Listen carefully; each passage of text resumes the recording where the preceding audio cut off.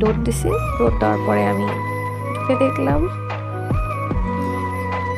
আমার pulse straight, is not breathing and is not একদিন আগে তো বললো ঠিক হয়ে যাবে, and within 9 days out of nothing আমার লাইফের সবচেয়ে বড় সাপোর্ট যার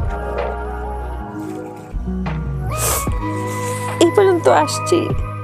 আমার জাস্ট আউটলেট একটা, আমার বাবার এত বড় একটা স্বপ্ন যে ফ্র্যাঞ্চাইজটা ওপেন হবে, আর 1 মাস বাকি ছিল।